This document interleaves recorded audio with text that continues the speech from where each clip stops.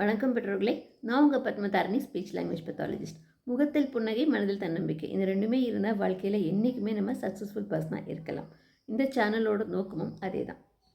என்கிட்ட ஒரு பேரண்ட்டு கேட்டிருந்தாங்க, மேம் நீங்கள் குழந்தைகிட்ட பேசினா தான் அவங்களுக்கு புரியும் அப்படின்னு நீங்கள் சொல்கிறீங்க. என் குழந்தைக்கு நான் பேசுகிறது புரியவே இல்லை, அப்போ நான் என்ன பண்ணுறது அப்படின்னு கேட்டிருந்தாங்க. ஸோ நம்ம பேசுகிறது புரியாத குழந்தைகளுக்கு எப்படி ஸ்பீச் தெரப்பி பண்ணலாம் அப்படின்றது தான் இன்றைக்கி இந்த வீடியோவில் நம்ம பார்த்து தெரிஞ்சுக்க போகிறோம். ஸோ ஃபஸ்ட்டு ஸ்டெப் என்ன பண்ணணும் அப்படின்னாக்கா, குழந்தைக்கு புரிகிற மாதிரி நம்ம பேசணும் இல்லையா? அப்போ குழந்தைக்கு புரியலைனாக்கா ஏதோ ஒன்று அந்த இடத்துல தடுக்குதுன்னு அர்த்தம். நம்ம பேசுகிறது அந்த குழந்தைக்கு ரீச் ஆக மாட்டேங்குது. ஸோ அந்த ரீச் ஆக மாட்டேங்குது அப்படின்னா எதனால் ரீச் ஆக மாட்டேங்குது? நம்ம மேபி ரொம்ப லென்த்தியாக பேசுகிறோம், இல்லை நம்ம பேசுகிற வார்த்தைகள் குழந்தைக்கு புரியலை, நம்ம என்ன சொல்கிறோன்றது அந்த குழந்தைக்கு தெரியலை. ஸோ அதனால நம்ம என்ன பண்ணணும்னா, பேசுகிறது சிம்பிளாக பேசணும். குழந்தைகிட்ட வளவளன்னு பேசாமல், குழந்தைய நம்ம ஃபோர்ஸ் பண்ணி இதான் அப்படின்னு சொல்லி கொடுக்காம, குழந்த போகிற போக்கில் போய், குழந்த விளையாடுறப்போ, குழந்த பேசுகிறப்போ, ஏதாவது ட்ரை பண்ணுறப்போ, அந்த சமயத்தில் சிம்பிளாக நம்ம சொல்லிக் கொடுக்கணும்.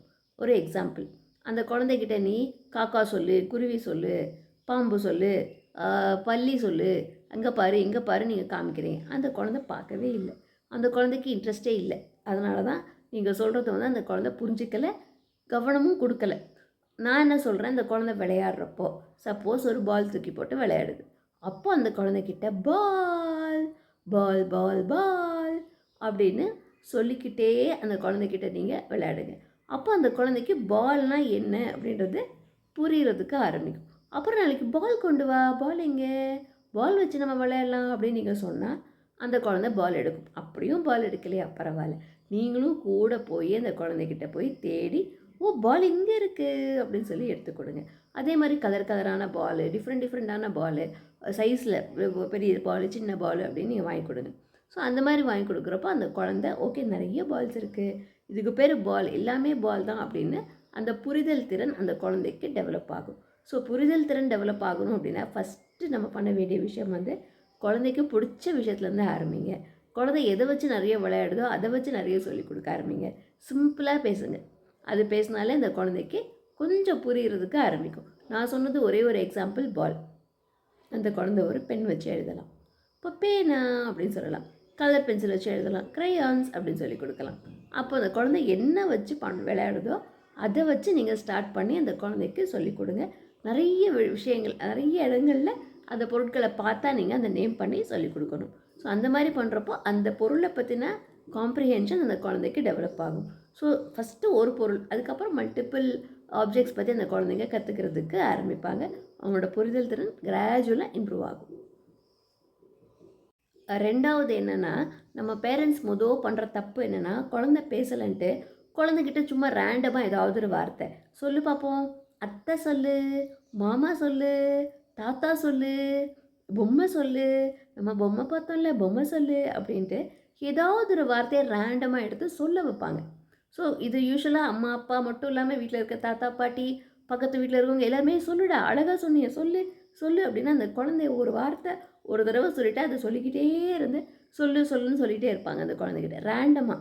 அதாவது ஒரு அர்த்தமே இல்லாமல் திடீர்னு ஒரு இடத்துல இப்போ தாத்தா சொல்லு, இப்போ அப்பா சொல்லு அப்படின்னா அந்த குழந்தை என்ன சொல்லும்? அந்த குழந்தைக்கு ஃபஸ்ட்டு அந்த கான்செப்ட் புரியுமா?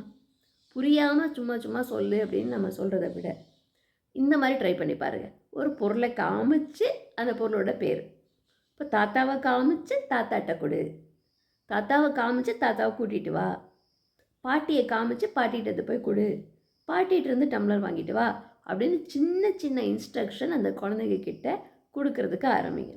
சும்மா இதை ரேண்டமாக ஒன்றுமே காமிக்காமல் ஒரு இமேஜினேஷனுக்கு எதுவுமே நீங்கள் கொடுக்காம அந்த குழந்தைகிட்ட நீ இதை சொல்லு, இதை செய் அப்படின்னு நீங்கள் ஏதாவது சொல்ல வச்சாலோ இன்ஸ்ட்ரக்ஷன் கொடுத்தாலோ அந்த குழந்தையால் டெஃபினட்டாக அது செய்ய முடியாது. ஸோ எந்த ஒரு பொருளை நீங்கள் காமிக்கிறீங்க சொல்லிக் கொடுக்குறீங்கன்னா அந்த பொருளை கண்ணு முன்னாடி காமிச்சு சொல்லிக் கொடுங்க. அது எதர் பிக்சராக இருக்கலாம், இல்லை ஒரு பொருளாக இருக்கலாம், இல்லை ரியல் ஆப்ஜெக்டாக, அதாவது ரியலாக உள்ள மனுஷங்களாக இருக்கலாம். ஸோ அந்த மாதிரி நீங்கள் ரியலாக வச்சோ இல்லை பிக்சர்ஸ் வச்சோ சொல்லிக் கொடுக்குறப்போ அந்த குழந்தைக்கு நீங்கள் சொல்கிற வார்த்தை ப்ளஸ் அந்த அந்த அந்த பொருள் என்னது அப்படின்றது பிரெயினில் போய் சேவ் ஆகும். ஸோ ஒரு கனெக்ஷன் ஃபார்ம் ஆகும், அந்த ஒரு மீனிங் இருக்கும். அந்த மீனிங்கோடு அந்த குழந்தைங்க கற்றுக்கிட்டாங்கன்னா நீங்கள் சொல்கிறத ஈஸியாக அந்த குழந்தைங்க புரிஞ்சுக்க ஆரம்பிப்பாங்க. மீனிங்கே இல்லாமல் சும்மா ரேண்டமாக சொல்லி கொடுத்தீங்கன்னா மேபி நீங்கள் ஃபோர்ஸ் பண்ணுறதால ஒரு தடவை இல்லை 2 தடவை அந்த வார்த்தையை நீங்கள் அந்த குழந்தைங்க சொல்லலாம். ஆனால் அதை சீக்கிரத்தில் மறந்துடுவாங்க. அப்புறம் உங்களுக்கு என்ன தோணும்? புரியுதா புரியலையான்னு சொல்லி கொடுத்தது, ஏன் மறந்தான் அப்படின்ற டவுட் உங்களுக்கு வரும். இன்னொன்று அடிக்கடி மறந்துடுறான் சொல்லி கொடுத்தத அப்படின்ற மாதிரி உங்களுக்கு டவுட்டும் வரும். ஸோ அந்த மாதிரி டவுட் வரக்கூடாது. இந்த குழந்தைங்க லேர்ன் பண்ணணுன்னாக்கா எப்போவுமே ஒரு பொருளை காமிச்சு சொல்லிக் கொடுக்கணும் அப்படின்ற பழக்கத்தை நீங்கள் வச்சுக்கோங்க. அந்த குழந்தைக்கு நீ என்ன சாப்பிட்ற அப்படின்னு கேட்டால் அந்த குழந்தைக்கு தெரியாது. என்ன சாப்பிட வேணும் அப்படின்னு நீங்கள் கேட்குறீங்க. அந்த குழந்தை வந்து இட்லியா தோசையா பூரியா என்ன சொல்கிறது அப்படின்றது அந்த குழந்தைக்கு தெரியாது. அப்போ உங்களுக்கு என்ன தோணும்? ஓ, அந்த குழந்தைக்கு நான் சொல்லிக் கொடுக்குறது புரியலை, நான் பேசுகிறதே புரியலை அப்படின்றது உங்களுக்கு புரியும் இல்லையா? ஸோ புரியலை அப்படின்றது தெரியுது. ஸோ அதை எப்படி நம்ம சொல்லிக் கொடுக்கலாம்? என்ன சாப்பிட வேணும் அப்படின்னு நீங்கள் கேட்குறீங்க. அது ஒரு ஓப்பன் எண்டட் கொஸ்டின். அதை ஃபஸ்ட்டு நீங்கள் புரிஞ்சுக்கோங்க. ஓப்பன் எண்டட் அப்படின்னா என்னது? எதுனாலும் அந்த இடத்துல சொல்லலாம். சாப்பாடு ஐட்டம் நிறைய இருக்குது. அந்த குழந்தைக்கு ரேண்டமாக தாட்ஸ் வரலாம். ஆனால் எனக்கு இதுதான் வேணும்னு சொல்ல வராது. அதை புரிஞ்சுக்கிட்டு, ஏன்னா அந்த குழந்தைக்கு நீங்கள் ஒரு ஆப்ஷன் கொடுக்கல. இனிமேல் வந்து ஒரு ஆப்ஷன் கொடுத்து பாருங்கள். இப்போ வந்து உங்ககிட்ட மாவு இருக்குது. உங்களால் தோசையும் ஊற்ற முடியும், இட்லியும் ஊற்ற முடியும். உங்களால் முடிஞ்சதை நீங்கள் யோசிங்க ஃபஸ்ட்டு. ஸோ அப்போ வந்து இந்த குழந்தைகிட்ட நீங்கள் ஆப்ஷன் கேட்குறீங்க. இட்லி வேணுமா தோசை வேணுமா, என்ன சாப்பிட்ற அந்த மாதிரி கேட்டால் அந்த குழந்தையால் ஏதாவது ஒன்று சூஸ் பண்ண முடியும். ஸோ அந்த குழந்தை சூஸ் பண்ணுறப்போ அந்த குழந்தையோட புரிதல் திறன் இன்க்ரீஸ் ஆகுது இல்லையா? நம்ம ஒன்றுமே சாய்ஸ் கொடுக்காம முட்டையாக உனக்கு என்ன வேணும் அப்படின்னு கேட்டால் அந்த குழந்தையால் புரிஞ்சிக்கிட்டு பதில் சொல்ல முடியாது. ஸோ ஒரு ஆப்ஷன் கொடுத்து இது வேணுமா அது வேணுமா அப்படின்னு ஒரு பைனரி சாய்ஸ் கொடுக்குறப்போ அந்த குழந்தைகளால் ஈஸியாக என்ன வேணும் அப்படின்றத பிக் பண்ண முடியும். ஸோ இந்த மாதிரி பண்ணுறது மூலமாக அந்த குழந்தைகளோட காம்ப்ரிஹென்ஷன் எபிலிட்டியை நீங்கள் நல்லாவே இம்ப்ரூவ் பண்ணலாம். அதே மாதிரி குளிச்சுட்டு ட்ரெஸ் போடுறப்போ உனக்கு ப்ளூ கலர் ட்ரெஸ் வேணுமா பிங்க் கலர் ட்ரெஸ் வேணுமா அப்படின்னு ஆப்ஷன் கொடுக்கலாம். ஷூ போடுறப்போ அந்த ப்ளூ கலர் செப்பல் போட்டுக்கிறியா ஆரஞ்சு கலர் செப்பல் போட்டுக்கிறியா அப்படின்னு நீங்கள் கேட்கலாம். ஸோ அந்த மாதிரி ஆப்ஷன் கொடுத்து பாருங்கள். உங்கள் குழந்தைங்க வந்து அதை ஃபாலோ பண்ணி சூஸ் பண்ணுறதுக்கு ஆரம்பிப்பாங்க. ஸோ அவங்களோட புரிதல் திறன் ஆட்டோமேட்டிக்காக இன்க்ரீஸ் ஆகிறத நீங்கள் உணர்வீங்க. 4வது வந்து ரிப்பீட்டடாக அந்த குழந்தைகிட்ட நீங்கள் சொல்லிக்கிட்டே இருக்கணும் ஒரு வார்த்தை. இப்போ நீங்கள் ஒரு நாள் சொல்லிவிட்டு ஒரு நாள் சொல்லிக் கொடுக்கலனாக்கா அந்த குழந்தைக்கு அந்த கண்டினியூட்டி போயிடலாம். அந்த குழந்தையால் நீங்கள் சொல்லிக் கொடுக்குறத ஃபாலோ பண்ண முடியாது. ஒரு நாள் பண்ணிவிட்டு இன்னொரு நாள் பண்ணாமல் இருக்கக்கூடாது. ரெகுலராக பண்ணிக்கிட்டே இருங்க, பேசிக்கிட்டே இருங்க, சொல்லி கொடுத்துக்கிட்டே இருங்க. சொல்லி கொடுக்க தான் அந்த குழந்தைக்கு பிரெயினில் ஒரு விஷயம் பதிய ஆரம்பிக்கும். நம்ம என்ன நினைப்போம், சொல்லி தான் கொடுத்தேனே, ஒரு வாரம் சொல்லி கொடுத்தா இப்போ மறந்துட்டான் அப்படின்னு. ஸோ ஒரு வாரம் சொல்லி கொடுத்தது அந்த குழந்தை பிரெயினில் ஏறி இருக்கான்னு தெரியணும்ல. குழந்தைக்கு புரிஞ்சிருக்கா அப்படின்னு தெரியணும்னா ஜென்ரலைஸ் பண்ணணும். நிறைய இடத்துல அந்த பொருளை பற்றின இன்ஃபர்மேஷன் அந்த குழந்தைக்கு கொடுத்துக்கிட்டே இருக்கணும். அதே மாதிரி அந்த குழந்தை ஒன்று புரிஞ்சுக்கிட்டு ஆன்சர் பண்ண வருது, ஆன்சர் பண்ண வாயில் வரல, புரியுது அப்படின்னு உங்களுக்கு தோணுதுனாக்கா கொஞ்சம் மாடல் பண்ணி காமிங்க. அப்போ அந்த குழந்தைக்கு ஆன்சர் பண்ண தெரிஞ்சிச்சுன்னா அந்த குழந்தைக்கு ஒரு கான்ஃபிடென்ஸ் வரும். ஓகே, இதுக்கு பதில் இதுதான் எனக்கு தெரிஞ்சிருச்சு அப்படின்னு அந்த குழந்தை ஆன்சர் பண்ணுறதுக்கு ஆரம்பிப்பாங்க. ஸோ மாடலிங் பண்ணுறது ஒரு நல்ல விஷயம். இப்போ அந்த குழந்தைக்கு வந்து இதுதான் கேட்கணுன்றது தெரியுது. இப்போ சப்போஸ் நீங்கள் ஆப்ஷன் கொடுக்குறீங்க இட்லியா தோசையான்னு, அந்த குழந்தை இட்லி தொட்டு அப்படின்னு சொல்லுது, இட்லி அப்படின்னு நீங்கள் சொல்லுங்கள். அப்போ அந்த குழந்தை ஒரு 10-15 தடவை ரெகுலராக ஒரு நாள் 15 நாள் நீங்கள் சொல்லி கொடுத்துட்டே இருக்கீங்க. இட்லி இட்லின்னு சொல்கிறீங்க. அப்போ இட்லி அப்படின்னு அந்த குழந்தை ஒரு நாள் சொல்லும். அப்போது அந்த குழந்தைக்கு புரிதல் திறன் இன்க்ரீஸ் ஆகிருக்குன்னு அர்த்தம் இல்லையா?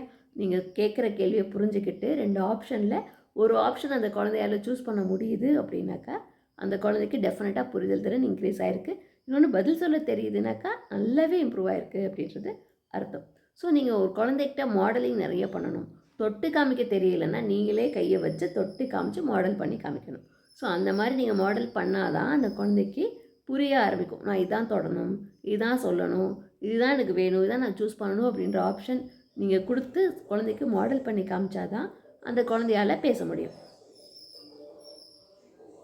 அடுத்தது அந்த குழந்தை வந்து ஒரு சிம்பிள் இன்ஸ்ட்ரக்ஷன் ஃபாலோ பண்ணணும் அப்படின்னாக்கா நம்ம அதை லென்த்தியாக கொடுக்கக்கூடாது. நம்ம என்ன பண்ணுறோம், இதை போய் அங்கே போய் வச்சுட்டு வாமா, இந்த டம்ளரை கொண்டு போய் சிங்கில் போட்டு வாமா அப்படின்னு நம்ம சொல்கிறோன்னா அந்த குழந்தைக்கு அந்த சின்ன இன்ஸ்ட்ரக்ஷன் கூட ஃபாலோ பண்ண முடியல அப்படின்னாக்கா கையில் டம்ளரை கொடுத்து சிங்கில் போட்டு வாங்க அப்படின்னு ரொம்ப சிம்பிளாக சொல்லுங்கள்.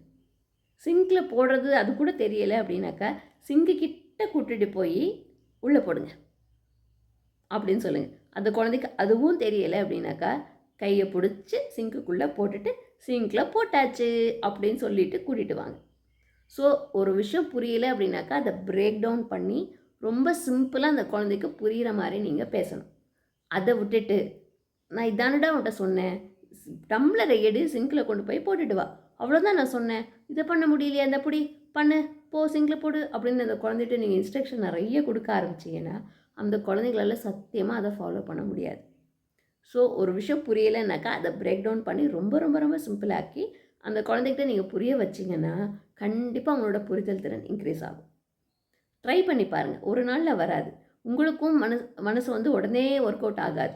ஐடியா வராது இப்படிலாம் பண்ணலாம் அப்படின்ட்டு. ஸோ ஒரு தெரப்பிஸ்ட்டை கன்சல்ட் பண்ணிவிட்டு அவங்க சொல்கிறபடி நீங்கள் வீட்டில் பண்ண ஆரம்பிச்சிங்கன்னா கண்டிப்பாக உங்களால் உங்கள் குழந்தைக்கு ஈஸியாக சக்ஸஸ்ஃபுல்லாக நல்லாவே சொல்லிக் கொடுக்க முடியும். ஸோ இந்த மாதிரி சிம்பிள் இன்ஸ்ட்ரக்ஷன்ஸ் அந்த குழந்தைக்கு கொடுக்கறது மூலமாக அந்த குழந்தைக்கு ஒரு கான்ஃபிடென்ஸ் வரும். என்னாலையும் பண்ண முடியுது அப்படின்றது. அந்த கான்ஃபிடென்ஸ் தான் அந்த குழந்தையோட புரிதல் திறனை இன்னும் கொஞ்சம் ஜாஸ்தியாகும். இன்னொன்று வந்து மறக்காமல் பண்ண வேண்டிய விஷயம் பாராட்டு. அந்த குழந்தைய நம்ம பாராட்டணும். அந்த குழந்தை ஒரு சின்ன விஷயத்த பண்ணால் கூட நம்ம பாராட்டணும். சிங்கில் போய் போட்டுருச்சுன்னா வாவ் வெரி குட் அப்படின்னு அந்த குழந்தைய கட்டி பிடிச்சி நீங்கள் முத்தம் கொடுக்கணும். ஸோ அந்த மாதிரி பண்ணுறப்போ ஒரு விஷயம் பண்ணுறப்போ எனக்கு ஒரு மோட்டிவேஷன் இருக்குது, ஒரு என்கரேஜ்மெண்ட் இருக்குது அப்படின்றப்போ அந்த குழந்தை வந்து மறுபடியும் கரெக்டான விஷயத்தை ரிப்பீட்டடாக அந்த குழந்தைங்க பண்ணுறதுக்கு துவங்குவாங்க.